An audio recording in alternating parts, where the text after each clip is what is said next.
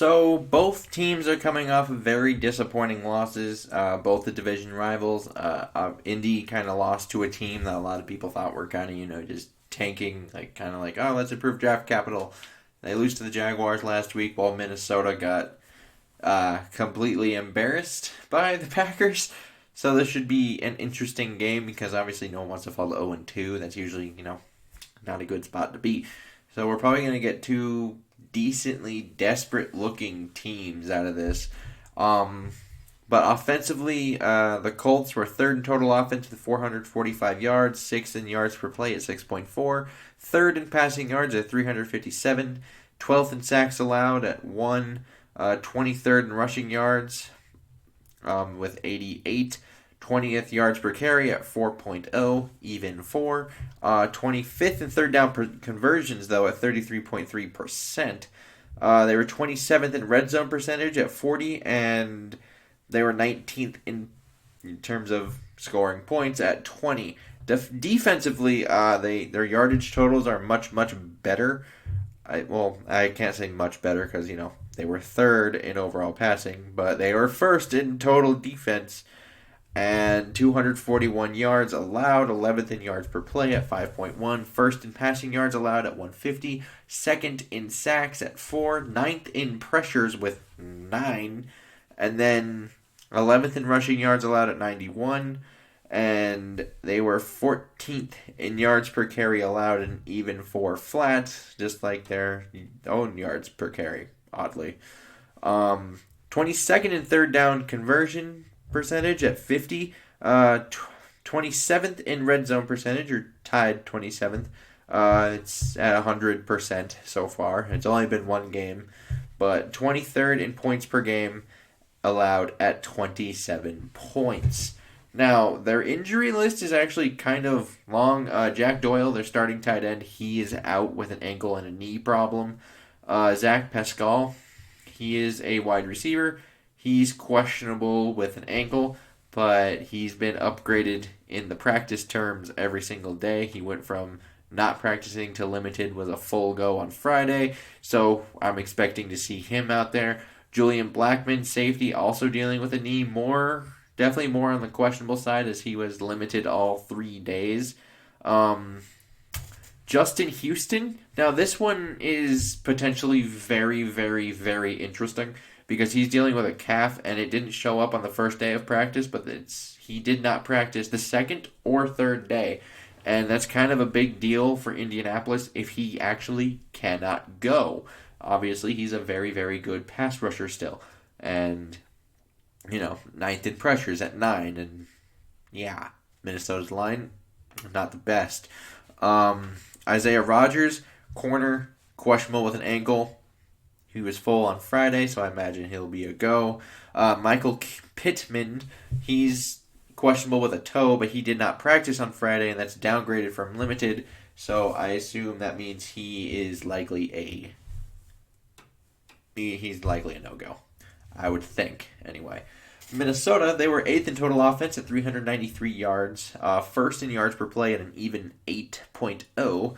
12th in passing yards at 259, 18th in sacks allowed with 2, 12th in rushing yards with 134, first in yards per carry at 6.1, 14th in third down percentage at 50, 12th in red zone at 75%, and they were 4th in points scored with 34.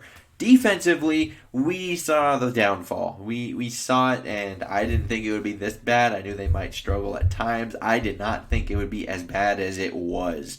They were 32nd in total defense, allowing 522 yards. 31st in yards per play, 6.9 yards. 31st in passing yards allowed at 364. They were tied 29th in sacks, which is last in this case because they didn't get any. They were 27th in pressures with 4, 29th in rushing yards allowed at 158, 24th in yards per carry allowed at 4.9, 32nd in third down percentage, 54.5% of the time the Packers were converting third down. But they did tie for 6th in the red zone with 40%, but they were 32nd in points allowed with 43. So definitely some improvement to be made.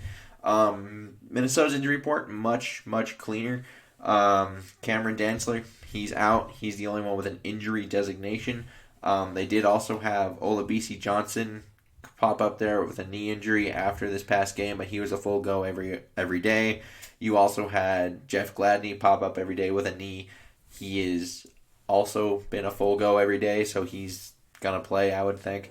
And then today you had, on Friday you had Garrett Bradbury pop up at the end of it with a knee injury, but he was also a full participant. So something to monitor since, DeForest Buckner is on the Colts now. Speaking of which, you need to block DeForest Buckner because now we're getting into actual thoughts of this game.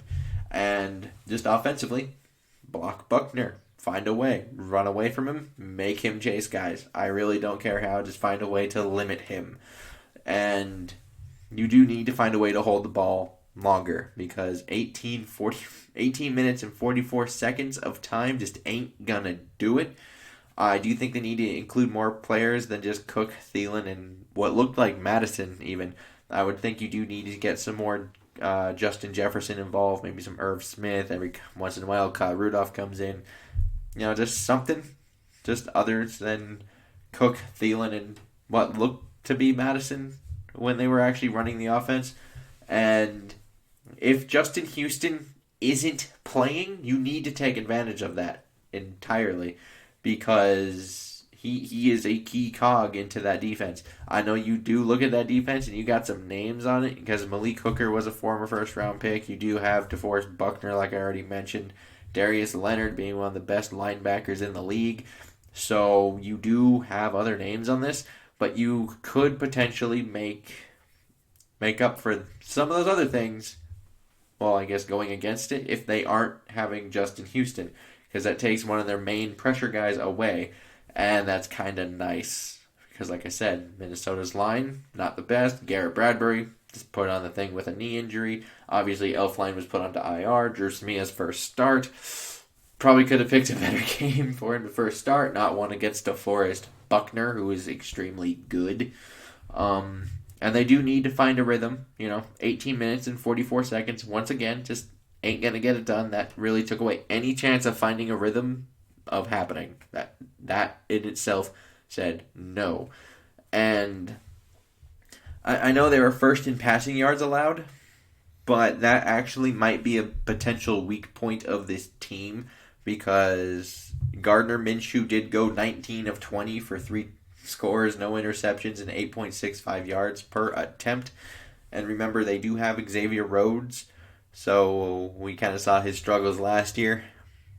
So if they decide he's good enough to line up with Thielen one-on-one, that is something they could also take a big advantage of.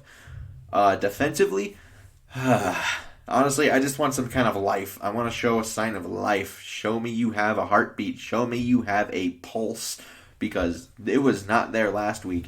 And just into the more specifics, they do have a lot of speed at the wide receiver position with T.Y. Hilton and Paris Campbell.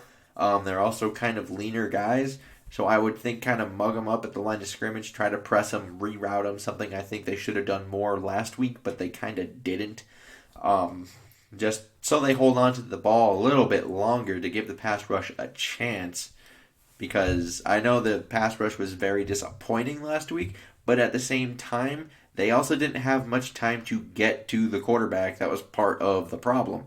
So you do need to actually try to reroute them, mug them up at the line of scrimmage, and see where that can take you. Now that line, it is very, very good, because from left to right, it is super good. You got Costanzo, Quentin Nelson, Ryan Kelly, Glowinski, and then Braden Smith. So it's probably the best line in football. I think we'll all agree, right? Best line at this point. So Minnesota's line needs to step up, which they did not last week.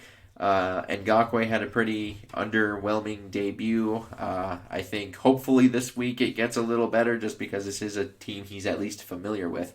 And I thought Shamar Stephen played not well as well.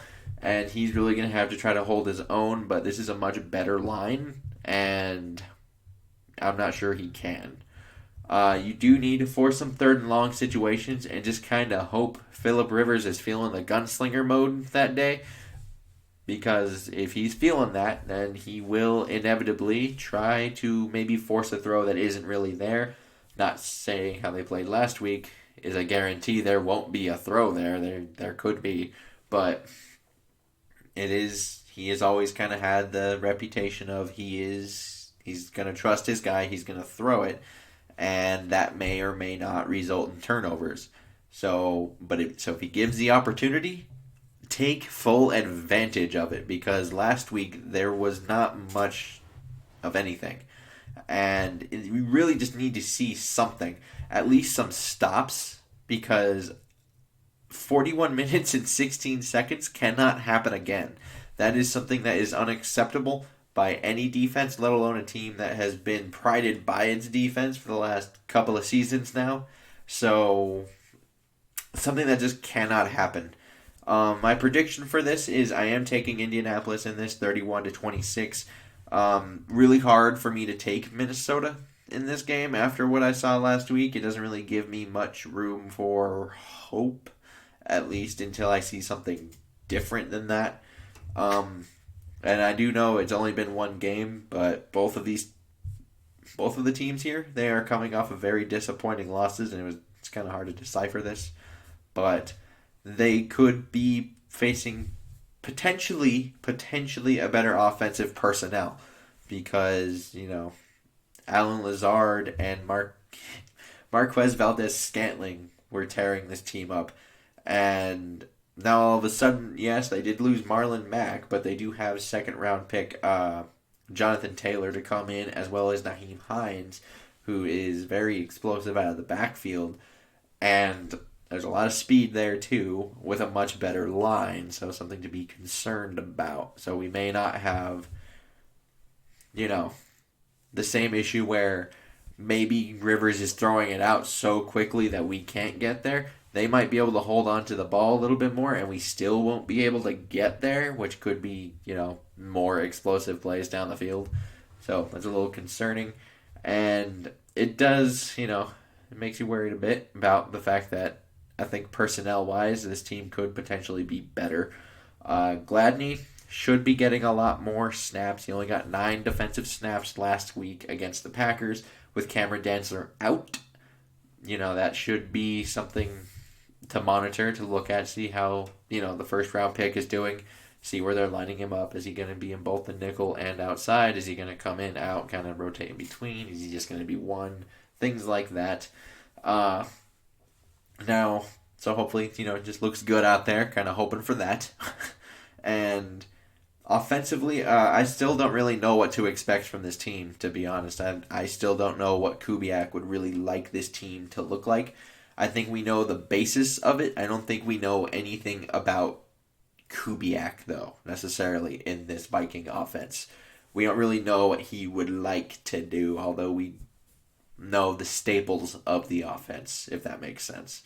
And because we really only got 2 drives last week where he could really run the offense, which was the very first drive that ended up scoring, and the second drive the drive that actually went 3 and out in the second quarter.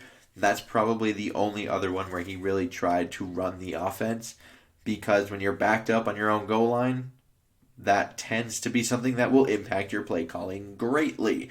And then after that, they were really in panic mode because of the scoreboard, and they were just trying to get back in it, basically, and it kind of showed, because it really seemed like they should have just kneeled out the clock instead of trying to do something.